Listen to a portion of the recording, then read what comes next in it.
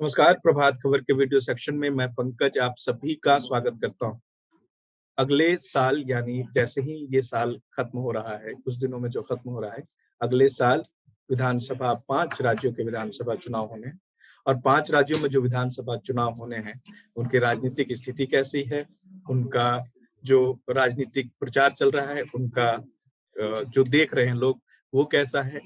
ये सारी चीजें हम 5 राज्यों के विधानसभा चुनाव को एक-एक कर समझने की कोशिश करेंगे और हमारे साथ इस कोशिश को सफल बनाने के लिए अरविंद सिंह हैं, जो राज्यसभा में विपक्ष के नेता मल्लिकार्जुन खड़गे के राजनीतिक सलाहकार हैं, 1983 से पत्रकारिता कर रहे हैं और चुनाव को बहुत बेहतरीन ढंग से समझते हैं। तो सबसे पहले सर आपका धन्यवाद कि आपने हमें समय दिया।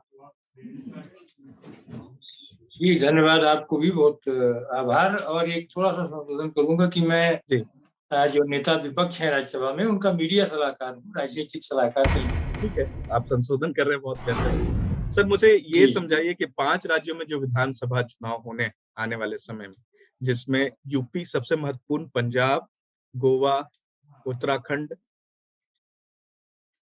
और मणिपुर, तो ये इन 5 राज्यों में जो चुनाव होना है उसमें यूपी सबसे महत्वपूर्ण। तो यूपी की जो राजनीतिक परिदृश्य है इस वक्त, वो किस तरह है और इसे किस तरफ देखना चाहिए? जो यूपी से जो बाहर के लोग हैं, जैसे इस वक्त हम आपसे बात कर रहे हैं तो आप दिल्ली में हैं और मैं रांची में बैठकर आपसे बात कर रहा हूँ। तो यहाँ से जो हम देखते हैं एक छोटी सी स्क्रीन के जरिए राजनीति, वो कितनी सही देख पाते हैं और वास्तविक स्थिति क्या है यूपी में?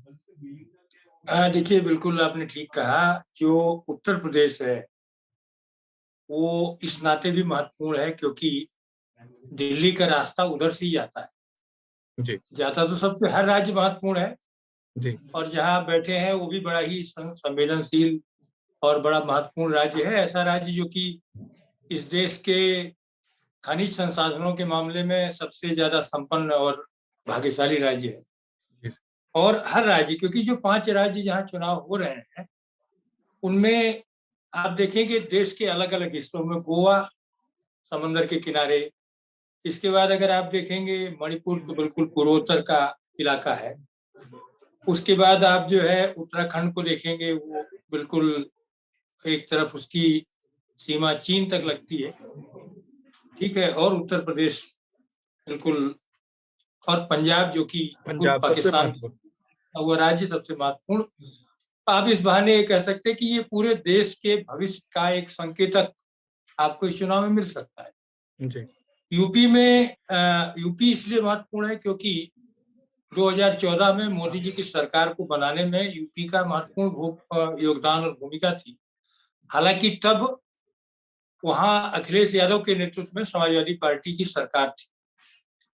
जब 2014 का चुनाव हुआ, लोकसभा में काफी अच्छा मतलब प्रदर्शन भारतीय जनता पार्टी के पक्ष में रहा, और जबकि उसके पहले आप देखेंगे तो बहुत ही निराशाजनक स्थिति रही है, क्योंकि उत्तर प्रदेश, झारखंड, बिहार, ये तीनों का अगर आप देखेंगे तो 1989 के बाद, 88-89 के बाद इन इलाकों का, क्योंकि बिहार का हिस्सा झारखंड होता था, तो इन इलाकों के राजनीतिक समीकरणों के बदलाव का पूरे राष्ट्रीय राजनीति पर असर पड़ा है और वो असर अभी तक कायम है, क्योंकि 1989 के पहले कांग्रेस का वर्चस्व था इन राज्यों में, काफी महत्वपूर्ण भूमिका थी।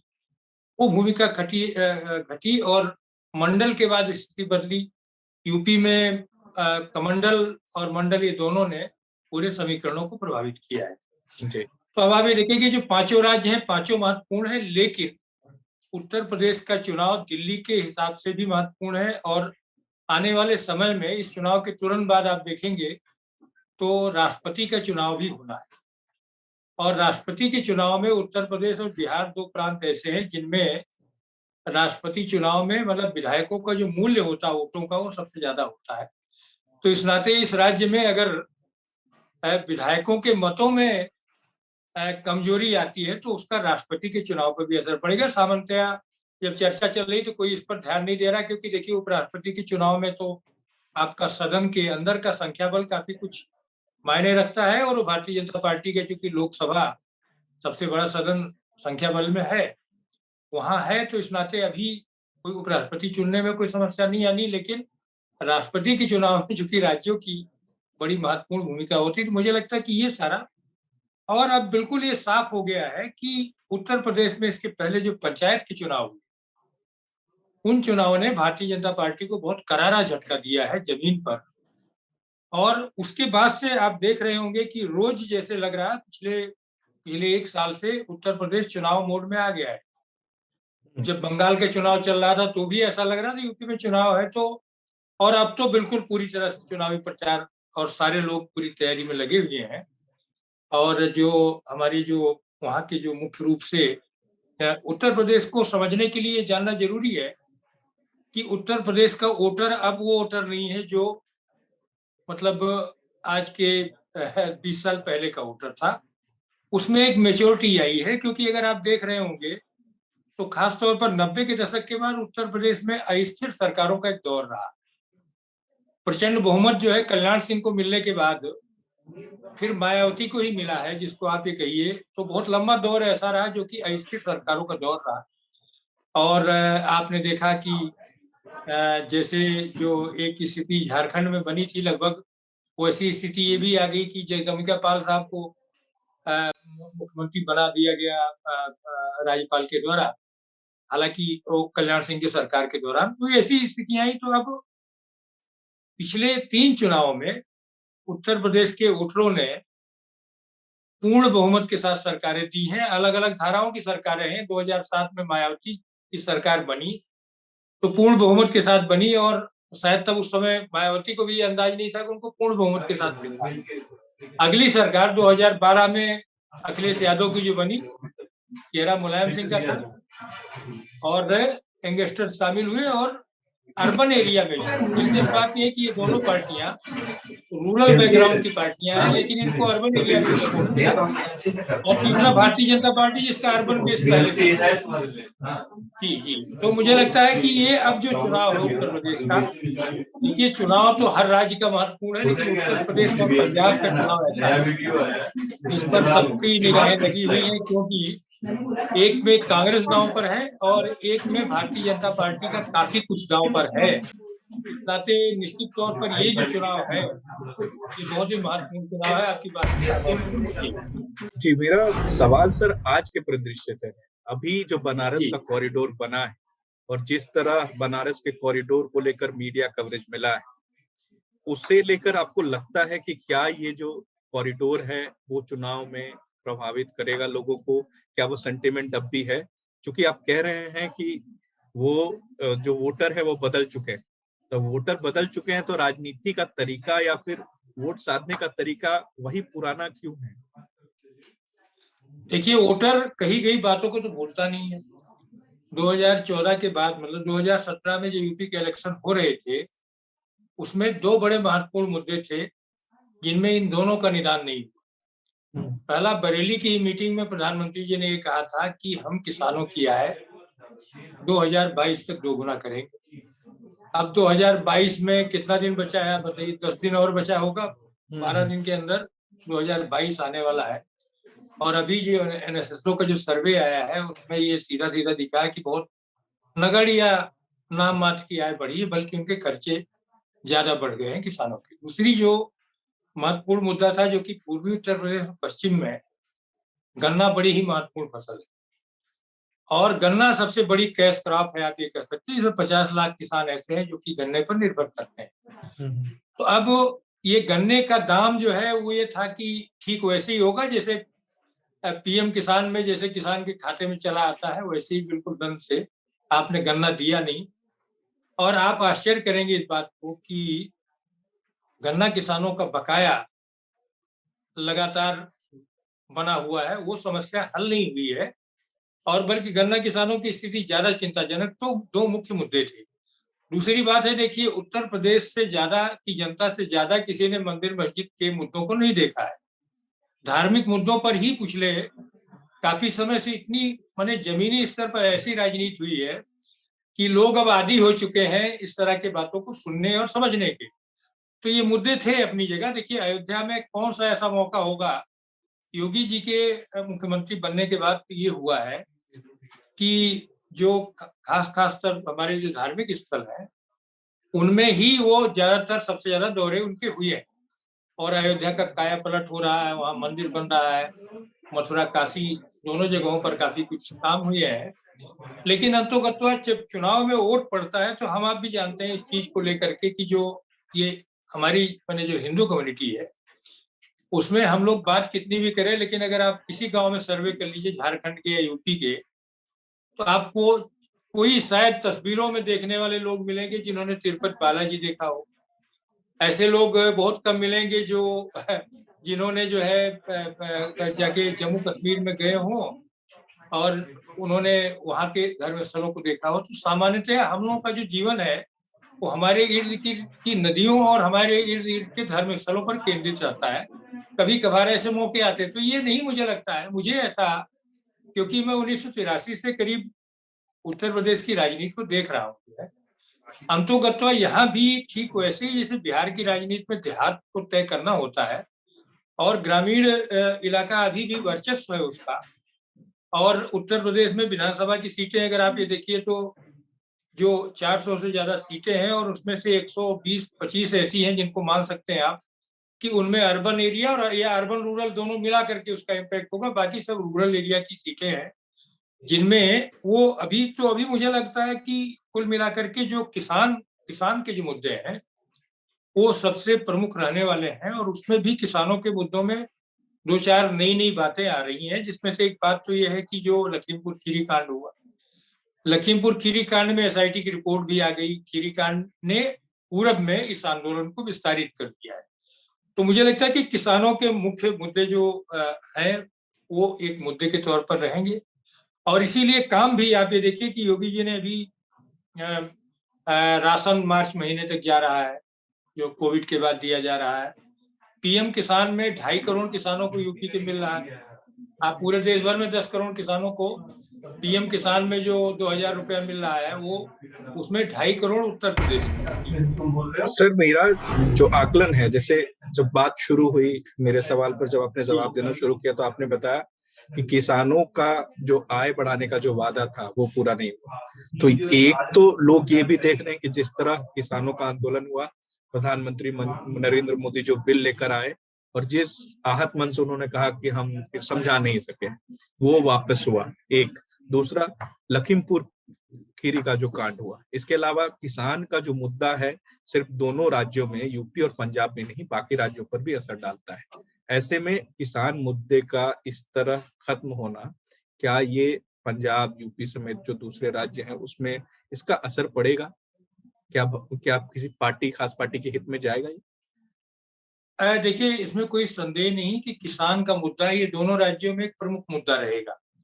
और अगर आप देखेंगे तो 5 जून 2020 को जब कृषि के अध्यादेश आए, ऑर्डिनेंस आया, उसी के बाद से जो आंदोलन शुरू हुआ, या जो इस तरह से कहिए कि आंदोलन की शुरुआत हुई, क्योंकि बाकी लोग इतने अवेयर नहीं थे, ये आंदोलन पंजाब के किसानों ने शुरू किया था। और उसमें जो है आपने ये देखा होगा कि उस समय जो पंजाब के मुख्यमंत्री थे कैप्टन अमरिंदर सिंह, उन्होंने केंद्र सरकार से काफी अपील की, काफी दबाव डाला, काफी कोशिश की। उस दौरान उन्होंने ये सारी बातें की। तो उस समय के पंजाब के समीकरण अलग थे। नवंबर में किसान यहाँ आ गए। उस आंदोलन में पंजाब के साथ हरियाणा और पश्चिमी उत्तर प्रदेश के किसान जुड़े। अगर आप देखेंगे तो शुरुआती दौर में ये तीनों राज्यों को छोड़ करके बाकी राज्यों के किसानों की उस तरह की भागीदारी नहीं थी। लेकिन क्योंकि ये आंदोलन 1 साल से ज्यादा चला, इस नाते अन्य राज्यों के भी किसानों की भागीदारी रही और ये एक तरह से विस्तारित मुद्दा एक राष्ट्रव्यापी मुद्दे के तौर पर बना। ये बात अलग है कि फिर भी जो आंदोलन का मोर्चा संभाले हुए थे इन्हीं तीनों राज्यों के। सर पंजाब में अगर आप देखेंगे तो गन्ने के दाम काफी बढ़े। उत्तर प्रदेश में उसकी तुलना में अगर आप देखेंगे तो गन्ने के दाम 4 साल में केवल दूसरी बार बढ़ाया गया है और उसको लेकर के भी लोगों में नाराजगी रही, क्योंकि 3 साल तक लगातार गन्ने के दाम वही बने रहे। और आप जानते हैं पंजाब की तुलना में यूपी में स्टेट एडवाइजरी प्राइस, गन्ने की 2 तरह की प्राइसिंग है। एक जो भारत सरकार तय करती है उसको बहुत सारे राज्य मानते हैं, दूसरा ये है कि इसमें स्टेट एडवाइजरी प्राइसेस है, तो यूपी में स्टेट एडवाइजरी प्राइसेस है। और वो जो उसमें भारतीय जनता पार्टी का वायदा था कि वो 400 रुपये करेंगे, लेकिन 400 तो छोड़ दीजिए, 3 साल अगर आपने बढ़ाया ही नहीं पैसा और 25 रुपये अधिकतम बढ़ा है अभी जाकर के। लेकिन पढ़ा नहीं, देखिए करने का जो एक स्थायित्व आना चाहिए था वो नहीं आता। तो देखिए पंजाब में उस तरह का गन्ना किसानों का या किसानों का उस तरह का इशू नहीं है, क्योंकि पंजाब में गेहूं की खरीद जो है वो हमारी फूड सिक्योरिटी के लिए जरूरी है। और पंजाब एक ऐसा राज्य है जो अभी भी सबसे ज्यादा, इसमें केवल पिछला साल जो था पंजाब से थोड़ा सा आगे निकल गया था मध्य प्रदेश, जो है पिछले साल गेहूं की खरीद में बहुत नॉमिनल थोड़ा सा आगे, तो पंजाब सबसे ज्यादा गेहूं और चावल केंद्रीय पूल में दे रहा है। तो वहाँ गेहूं की खरीद का मुद्दा अपनी जगह है, वो था, लेकिन ये मुद्दा नहीं है, क्योंकि अभी भी आप देखेंगे तो पंजाब में गेहूं की खरीद या धान की खरीद या मंडी की नेटवर्क ये बाकी सभी राज्यों की तुलना में बेहतर है। यहाँ तक कि जो मध्य प्रदेश ने भी खरीद की थी, वो आपने देखा होगा कि पंजाब के मॉडल पर ही खरीद की थी। तो किसानों का मुद्दा उस तरह से नहीं, क्योंकि पंजाब में अगर आप देखेंगे तो पंजाब सरकार ने किसानों को अन्य राज्यों की तुलना में काफी कुछ राहत दे रखी है। और यहाँ तक कि किसान आंदोलन में जिन किसानों की मौत हुई है उनको भी राहत उन्होंने दी, और बहुत सारे पक्ष हैं। उत्तर प्रदेश में उसकी तुलना में एकदम तस्वीर अलग है, और किसानों वाले मामले में एक तरह से आप सफलता की कहानी अगर बताना चाहेंगे तो पीएम किसान ही एक ऐसा मुद्दा है। और वो भी है, देखिए साल भर में आप 6,000 रुपया अगर आप दे रहे हैं उसमें, तो मेरा अपना ये मानना है कि छोटे और बिल्कुल एकदम बहुत छोटी जोत वाले किसानों के लिए तो फिर भी वो ठीक है, लेकिन बाकी ये इतना बड़ा संसाधन नहीं है कि जिसके आधार पर खेती बाड़ी में किसी कायाकल्प की परिकल्पना की जा सके। और ये सब भी आप जानते हैं, देखिए आपने देखा होगा कि जब 2000 बड़े यूपीए के शासनकाल के दौरान जो कर्जमाफी हुई उसका भी क्या हुआ, चुनाव में एक चुनाव में असर हुआ ना, उसके बाद के चुनाव में कहाँ असर हुआ। तो ये चीजें ऐसी हैं कि अगर आप ये चाहते हैं कि कोई एक योजना आपकी आ गई वो अनंत काल तक आपको राजनीतिक तौर पर फायदा देती रहेगी, ऐसा है नहीं है। यहाँ तक कि बड़े से बड़े जो सामाजिक परिवर्तन के मुद्दे हैं वो आपने देखा होगा कि एक चुनाव के बाद अगले चुनाव में वो उनके साकेत में मध्यम पड़ने लगते हैं। तो मुझे लगता है कि ये सारी चीजें मध्यम पड़ने लगी क्योंकि सबसे बड़ी आबादी वाला प्रांत है। आप देखिए जो कुल चुनाव हो रहे हैं उनमें सबसे बड़ा वोटर उत्तर प्रदेश में ही है, और उस वोटर में अगर आप देख लेंगे तो अभी किसान सबसे बड़ा वोटर है, और किसान में जो नाराजगी वो बरकरार है। तो मुझे लगता है कि अंतोगत्वा ये जो बिल है, देखिए इन बिलों का बहुत ज्यादा वो नहीं, उन पर इन बिलों का कोई बहुत किसान बिलों की वापसी का किसान संगठन क्या किस तरह से बातें करते हैं, ये असर तो तब होता है जब इसी सेशन में पार्लियामेंट के एमएसपी गारंटी कानून आ जाता है। तो आपने देखा एमएसपी गारंटी पर सरकार ने एक कमेटी बनाई। कमेटी बनाने के पहले भी आमतौर पर इरादा ये था कि ये जो कमेटी है, किसानों के संगठन कई हैं और कमेटी में 5 ही लोगों को शामिल होना, तो उस समय भी सरकार के एक पक्ष का ये राय थी कि किसान संगठनों में आपस में लड़ाई होगी इस बात को लेकर कि हम जाएंगे कि तुम जाओगे, लेकिन उन्होंने एडिट करके 5 आदमी भेज दिए। तो मुझे लग रहा है कि ये अब कमेटी बनती है क्या लाती है, क्योंकि देखिए इस समय सबसे बड़ा जो मुद्दा है, चाहे वो हरियाणा के किसान पंजाब का हो या झारखंड का हो, मुद्दा ये है कि उसको किस फसल का अपने वाजिब दाम नहीं मिलता है, और एमएसपी होना काफी नहीं है, एमएसपी पर खरीद होना भी उतना ही महत्वपूर्ण है। तो लेकिन अब ये अवेयरनेस आ गई है, यूपी के किसान में भी ये अवेयरनेस तो आई है इस पूरे आंदोलन में कि हमें जो लूट रहा है, जो गांव का देखिए छोटा किसान के पास छोटी, अब वो मंडी लेके तो जाएगा नहीं। मेरे अपने जिले की मैं बात बताऊं कि मैं बचपन से ये देख रहा हूँ कि जो गांव का जो कारोबारी है वही खरीद रहा है, इतने बड़े किसान है नहीं जो मंडी लेकर के जाए। सर मेरा 2 सवाल एक साथ है। एक तो एक वक्त था जब भाजपा और कांग्रेस साथ में खड़ी होती थी और लगता था कि इन्हीं 2 पार्टियों के बीच चुनाव है। आज की जो राजनीतिक परिदृश्य है उसमें क्षेत्रीय पार्टियां भी बढ़ चढ़ कर हिस्सा लेती हैं और कई उदाहरण हमारे सामने हैं कि जीतती भी हैं। एक तीसरे मोर्चे की परिकल्पना की जाती है कि कांग्रेस के अलावा एक तीसरा मोर्चा खड़ा करना चाहिए। तो पहला सवाल तो मेरा यही है कि क्या कांग्रेस अब उस स्थिति में है कि वापस अपना वो मुकाम, वो पोजीशन हासिल कर सके, और अगर नहीं तो क्या कारण है इसके। दूसरा, जो भी कांग्रेस को छोड़कर तीसरे मोर्चे का जिक्र होता है तो वो कितना सफल हो सकती है आने वाले चुनाव में। मैं किसी एक या दो राज्यों की बात नहीं कर रहा, अगर 5 राज्यों में कोई भी छोटी छोटी भी क्षेत्रीय पार्टियां हैं तो किस तरह प्रभाव डालेंगे? हाँ, देखिए अभी कुल मिलाकर के जो राष्ट्रीय राजनीतिक तस्वीर है उसमें तो अगर भारतीय जनता पार्टी के सामने कोई पार्टी खड़ी है तो कांग्रेस ही है, अगर आप देखेंगे। और सबसे ज्यादा जो राजनीतिक दल, क्षेत्रीय दल है, वो कांग्रेस के साथ है। मतलब समग्र रूप से। तीसरे मोर्चे की जहां तक बात है तो आपने देखा होगा कि जब कांग्रेस को चुनौती दी गई, पहली चुनौती जो समाजवादियों ने दी, तो उस समय का एक नारा था जो है कि कांग्रेस म्यूट हो गया सर, फिर म्यूट हुआ। हाँ, समय समय पर कोशिशें हुई हैं। और वो कोशिश अभी क्या है कि एक, जैसे कि आपका ये कहने का मतलब है कि ममता जी का, मुझे लगता है कि आप तो तीसरा मोर्चा ममता जी का, देखिए ममता जी का, ममता जी हो या जो भी लोग हों, समाजवादी धारा के भी जो लोग निकले जिन्होंने कांग्रेस को चैलेंज किया, वो आचार्य नरेंद्र खुद कांग्रेस के एक बड़े नेता थे हमारे उत्तर प्रदेश राज्य के। डॉक्टर राम मनोहर लोहिया भी पंडित जवाहरलाल नेहरू के साथ उन्होंने काम किया था कांग्रेस के। और जितने भी महत्वपूर्ण राष्ट्रीय राजनीति में जो लोग शामिल हैं, उनमें कुछ चंद लोगों को छोड़ दिया जाए तो ज्यादातर लोग ऐसे थे जो कि कांग्रेस की राजनीति निकले। इवन कम्युनिस्टों के जो भी लीडर बड़े निकले वो यही इसी धारा से निकले, क्योंकि वही एक सबसे प्रमुख राजनीतिक धारा थी।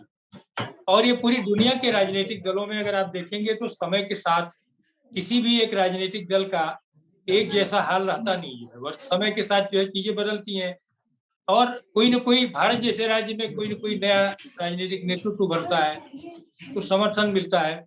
आपने देखा होगा कि राजीव गांधी के सबसे प्रचंड बहुमत से आने के दौरान विश्वनाथ प्रताप सिंह का जो इमरजेंस हुआ तो वो छोटे से पॉकेट से उभार हुआ और बाद में जाकर के उन्होंने एक विकल्प के तौर पर अपने को बनाया उन्होंने, जो है जिसमें सब शामिल हुई। तो अभी एक भारतीय जनता पार्टी के खिलाफ कौन सी ताकत है जो तो अभी संसद में अगर आप देखेंगे तो संसद में अभी जितनी भी बैठकें होती हैं पार्लियामेंट में, जो मीटिंग्स हो रही हैं या जो हो रहा है या जो किसी कानूनों को लेकर के, तो आप ये देखिए कम से कम 12 से लेके और 14-15 पार्टियां जो है वो कांग्रेस के साथ ही आती रही हैं। यहाँ तक कि तृणमूल कांग्रेस भी आती रही है। अब तृणमूल कांग्रेस ने बीच के दौर में जो है वो उन्होंने आना शुरू नहीं किया, लेकिन अभी जो 12 सांसदों के जो निलंबन का मामला है उसमें वो भी साथ में है वहां। तो अभी ये है कि मोर्चा पहले एक स्वरूप लेकर के आता है कोई, तो बाद में देखा जाएगा। लेकिन अभी जो स्थिति है, जैसे अभी बीच बीच में चर्चाएं हुई कि यूपीए नहीं, यूपीए तो अभी कायम है। और यूपीए में भी आप देख लीजिए, आप जहाँ बैठे हैं झारखंड में भी जो जेएमएम है, तो जेएमएम भी उसी के साथ है। शरद पवार जी एक बड़े लीडर है, वो भी उन्हीं के साथ है। अब ममता जी के साथ एक अलग समस्या है, क्योंकि कांग्रेस ने वहां लेफ्ट के साथ मिलकर के लड़ा था चुनाव। तो वहां देखिए, जब आप राष्ट्रीय राजनीति में जब आप इस तरह के समीकरण बनाने की कोशिश करेंगे तो लगभग एक जैसा मॉडल हर राज्य में नहीं है। हर राज्य की राजनीतिक तस्वीर अलग है, बिल्कुल वहां की बिल्कुल राजनीतिक परिस्थितियां अलग हैं। और इस नाते अभी क्या मोर्चा आता है देखिए, क्योंकि 2024 में भी समय है, राज्यों के चुनाव होने हैं। और राज्यों के चुनाव में चूंकि आप जानेंगे ये साइकिल घूम रही है जो है, अब ये 5 राज्यों के क्या नतीजे आते हैं, हो सकता है आगे आने वाले समय में विपक्षी ध्रुवीकरण में ये 5 राज्यों के चुनाव के बाद आते हैं, ये भी एक महत्वपूर्ण कारक होगा। लेकिन देखिए विपक्षी राजनीति और कौन सी ऐसी है जो विकल्प बनेगा, वो देखता है कि आपके साथ कुल मिला के कितने लोग बनते हैं। तो अभी जो तीसरे मोर्चे की चर्चाएं हो रही, देखिए तीसरे मोर्चे में मैं आपको बताऊं एक नई चीज कि टीआरएस है।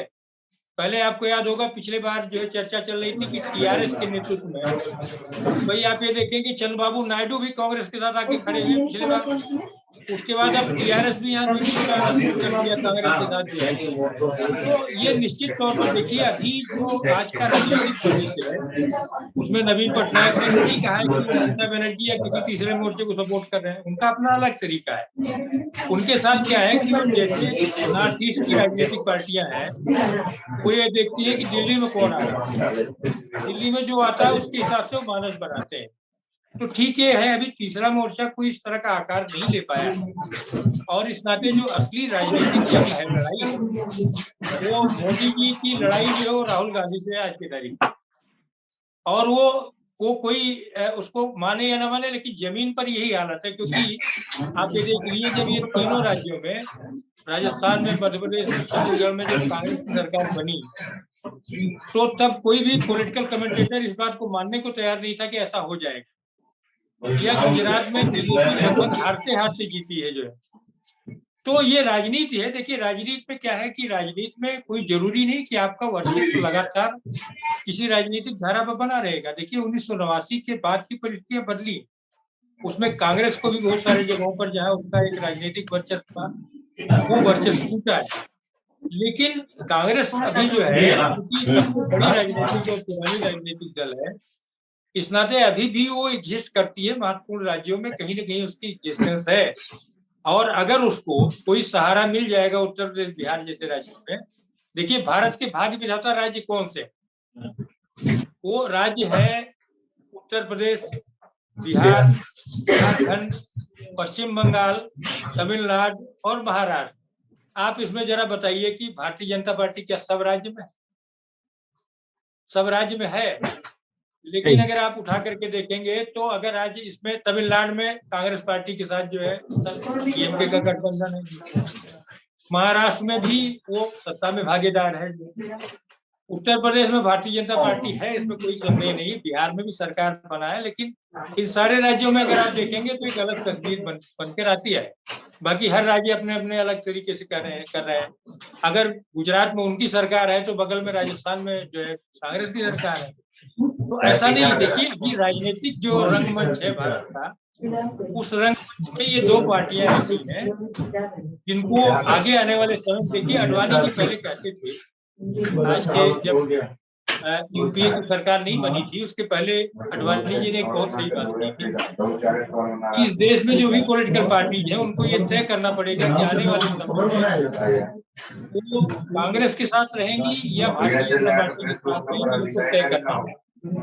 तो हो सकता है, मैं ये नहीं कह रहा हूँ, देखिए राजनीति में समय के साथ चीजें बदलती, हो सकता है कोई मोर्चा खड़ा हो या खड़ा करने की कोशिश हो, लेकिन अभी की स्थिति है कि मोर्चा अभी दो ही है, और इन्हीं दोनों मोर्चों की इर्द गिर्द जो है पूरे देश की राजनीति अभी चल रही है।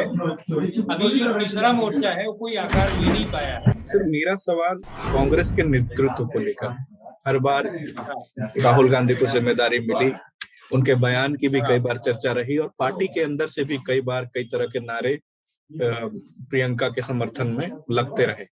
तो राहुल अपनी पारंपरिक सीट अमेठी भी नहीं बचा पाए, और जो प्रदर्शन रहा है उसे लेकर भी सवाल होते रहे। तो ऐसे में, और बहुत महत्वपूर्ण नेता भी इसे लेकर सवाल खड़े करते रहे, तो ऐसे में राजनीति को समझने वाले एक छात्र, एक विशेषज्ञ के तौर पर आपको क्या लगता है कि क्या सच में कांग्रेस को इस तरफ सोचना चाहिए, एक बदलाव की तरफ जाना चाहिए, रिफॉर्म होना चाहिए?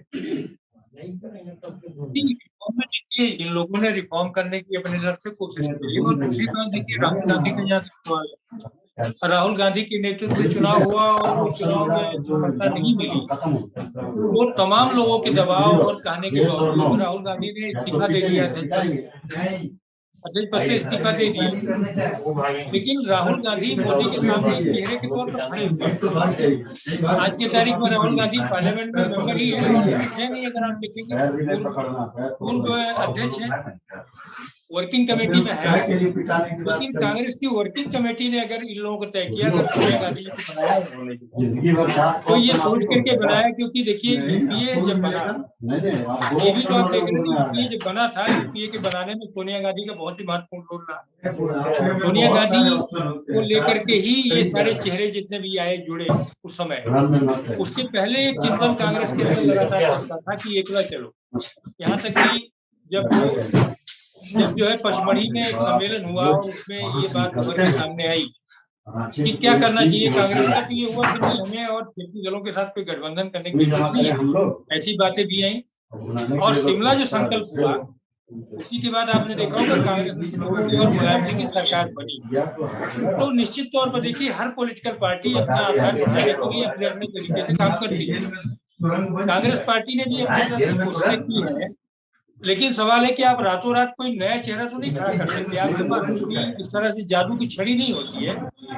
और अभी आपके पास जो एग्जिस्टिंग जो जो जो चेहरे हैं, और उसमें क्या है, देखिए कांग्रेस के पास एक वर्किंग कमेटी है, और वर्किंग कमेटी ही तय करती है कि लीडरशिप कौन होगी, कहाँ होगा, किसके नाम पर लोग जुट रहे हैं। अभी जो चेहरा यही है, और इन चेहरों पर अगर जुट रहे हैं तो कमेटी अगर मान लीजिए कोई हो सकता है कि ये लोग मिलकर राहुल गांधी मिलकर नया चेहरा लेके आते हैं, तो निश्चित तौर पर आप ये देखिए कि चिंतन करने वाली संस्थाएं की वर्किंग कमेटी की सबसे बड़ी सुप्रीम बॉडी है।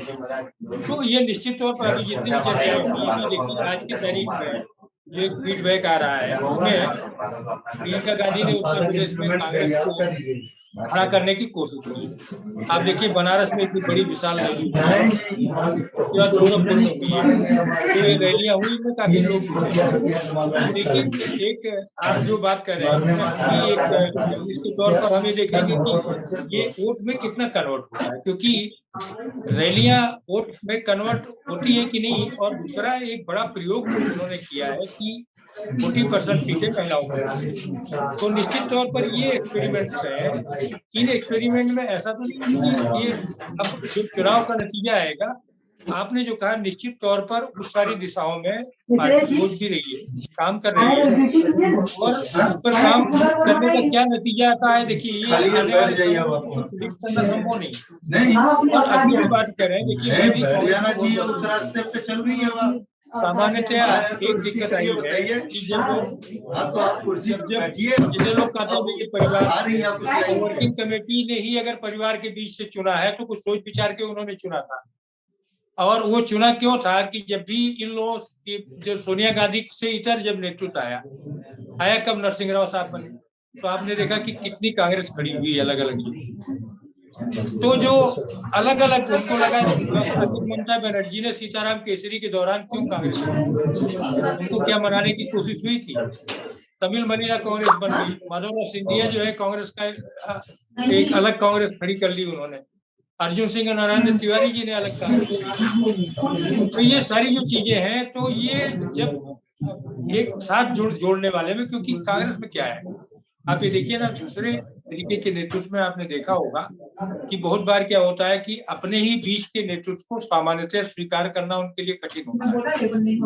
लेकिन ये जो स्वीकार्यता की वजह है, ऐतिहासिक वजह है, और वो स्वीकार्यता इसीलिए बनी हुई कि राहुल गांधी की डिमांड सबसे ज्यादा होती है, और एक मास लीडर के तौर पर वही उभर करके आए, क्योंकि आप कोई रातों रात वैकल्पिक मास लीडर तो नहीं पैदा कर सकते।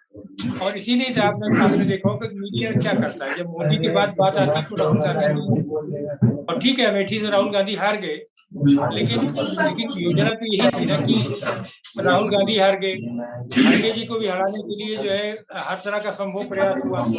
और आप ये देखिए कि मल्लिकार्जुन खड़गे जी, उनका पूरे 50 साल का पार्लियामेंट्री कैरियर है, कभी चुनाव नहीं हारे, 2019 चुनाव हारे, और उसके बाद जो है लोगों ने बहुत सारे लोग रोए और ये किए कि हमसे ही हो गया, और ये तो उससे फर्क नहीं पड़ता है। आप देखिए चुनाव में आगे खड़गे जी भी है और राहुल गांधी भी पार्लियामेंट में है।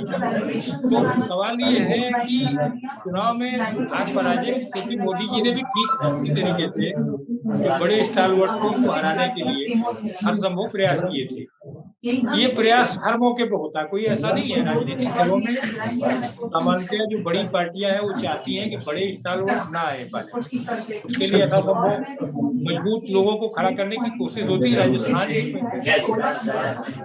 जिसमें अपवाद है कि बड़े नेता जीत के आते रहे, तो राहुल गांधी तो संसद में आ गए ना, अमेठी से नहीं आए, वो केरल से आगे चुनकर। ऐसा नहीं इन लोगों के लिए आने में कि ऐसा समस्या नहीं, इतना बड़ा देश है और नेशनल पार्टी के नेशनल लीडर्स के लिए संसद में आने की नहीं, संसद में तब भी आएंगे कि जहाँ से उत्तर प्रदेश में देखिए इसमें कोई संदेह नहीं है और उन्होंने इतने दिनों के बाद अभी देखिए जब हम लोग चर्चा कर रहे हैं तो वो अपनी पूरी राजनीतिक यात्रा अमेठी से, ऐसा नहीं कि अमेठी को छोड़ दिया है उन्होंने। आज अगर आप देखेंगे तो उनकी अमेठी में ही कितनी बड़ी जो है पद यात्रा और ये सारी निकली है। तो इस परिवार का जुड़ाव तो बहुत लंबे समय से वहां से रहा। तो कुल मिलाकर के मैं ये कह रहा हूँ कि राजनीतिक तौर पर कांग्रेस पार्टी ने अपने भीतर क्या सुधार करना है, जनाधार को कैसे बनाना है, कैसे नए नेतृत्व को उभारना है। अब मैं केवल एक उदाहरण देकर के खत्म करूं इसमें बात कि पूरा कोविड का दौर आया, लोगों ने कहा साहब ट्विटर और उससे, लेकिन यूथ कांग्रेस के लोगों ने जिस तरह से काम किया है पूरी दुनिया भर ने उसको सराहना की। आप ये देखिए तो ये क्या था, क्या जो ये लीडरशिप है, ये नई लीडरशिप नहीं है, एक नया व्यक्ति उभर के आया है सामने जिसको इतनी सराहना मिली है। उसमें किस तरीके से कितने लोगों ने प्राण देकर के अपना उन्हें कितने लोगों को मदद की है इन लोगों ने मिल करके। तो निश्चित तौर पर देखिए ये जो चीज है, अब ये ठीक है कि कांग्रेस के पास जो है बहुत बड़ी ट्विटर मंडली नहीं है, उसके साथ हजारों लाखों लोग नहीं जुड़े हुए हैं, जो कि पेड उस तरह के लोग नहीं है वो जैसे जो है बाकियों के पास। सर, आने वाले चुनाव में हम सिर्फ यूपी और पंजाब तक सीमित न रहे। मेरा ये आखिरी सवाल है आपसे कि उत्तराखंड, गोवा और मणिपुर में भी चुनाव होने हैं। यहाँ की जो राजनीतिक परिदृश्य है उसे किस तरह देखते हैं आप, और क्या संभावनाएं लगती हैं आपको कि किस पार्टी के हक में जाते हैं?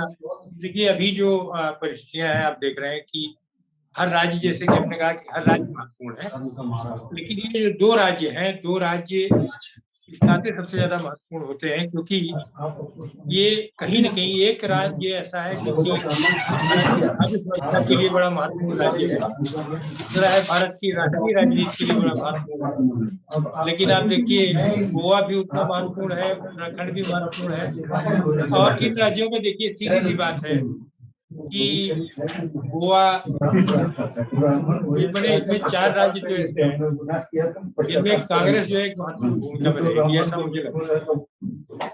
और उत्तर प्रदेश में भी एक महत्वपूर्ण भूमिका में बनने की कोशिश कर रही है। और भारतीय जनता पार्टी को असली में देखिए ये चीज ये है कि भारतीय जनता पार्टी, जिसको भारतीय जनता पार्टी के लिए सबसे महत्वपूर्ण और मजबूत किला उत्तर प्रदेश बना 2014 में भी, 2019 के लोकसभा चुनाव में और 2017 का जो विधानसभा का चुनाव था, और उसके बाद एक झटका लग गया है विधानसभा के बाद पंचायत के चुनाव में। तो अभी एक भारतीय जनता पार्टी अपने को क्योंकि वहाँ कांग्रेस को खोने के लिए कुछ नहीं है, वहाँ दूसरी सबसे बड़ी पार्टी के तौर पर समाजवादी पार्टी क्या करती है देखना। तो आपको पता है पिछले चुनाव में कांग्रेस का परफॉर्मेंस बहुत अच्छा था, और जो भी रहा क्योंकि कांग्रेस ने इतनी महत्वपूर्ण सीटें हासिल करने के बावजूद जिस तरह से रणनीति की विफलता रही, इस तरह से आप देख सकते हैं। तो ये जो है, और उत्तराखंड में कांग्रेस के आसार काफी अच्छे हैं। तो ये जो है चुनाव, इनमें देखिए हर राज्य इसलिए करता हूँ क्योंकि गोवा का मुख्यमंत्री भी कम से कम दिल्ली के मुख्यमंत्री से ज्यादा ताकतवर, जो मुख्यमंत्री की स्थिति है वो राज्य, ये सारे राज्यों की तस्वीर अलग है। और ये राज्य क्या संकेत देते हैं, ये आने वाले फिर चुनाव में इनका असर होगा। तो मुझे लगता है कि जो सारे राजनीतिक दलों का आप देखिए कि उत्तराखंड पर जोर नहीं है, सारी जो पार्टियां हैं वो यूपी और पंजाब पर नहीं रहा है, क्योंकि गोवा में चुनाव जब होगा तो उसका असर अगल बगल भी पड़ेगा ना, वो महाराष्ट्र पर भी पड़ेगा, बगल में कर्नाटक का इलाका है उस पर भी पड़ेगा और जगहों पर पड़ेगा। जमीन पर आने में हम लोग अभी चर्चा जरूर कर रहे हैं, अभी चुनाव की घोषणा होनी है। फिर आप जानते हैं 10 दिन 12 दिन ऐसे होते हैं जिसमें चुनाव में वोटरों का मिजाज कैसे बनता बिगड़ता है, इसका हम लोगों ने 2019 के लोकसभा के चुनाव में देखा है। तो अब मुझे लगता है कि थोड़ा सा अभी इंतजार करना चाहिए, और गठबंधन का स्वरूप भी कोई आता है सामने, भी जरा से कैसा होगा, वो किस तरह की चीजें बनेंगी। तो ये थोड़ा सा इंतजार के बाद मुझे लगता है कि एक तस्वीर जरूर उभर के आएगी, और चुनाव का नतीजा निश्चित तौर पर राष्ट्र की राजनीति। धन्यवाद सर कि आपने समय दिया, और ये कोशिश रहेगी कि आगे भी हम 5 राज्यों में जो चुनाव होने हैं उस दौरान राजनीति को आपके माध्यम से समझते रहें, दर्शकों को समझाते रहें। प्रभातखबर.com, विश्वास वही, रफ्तार नहीं।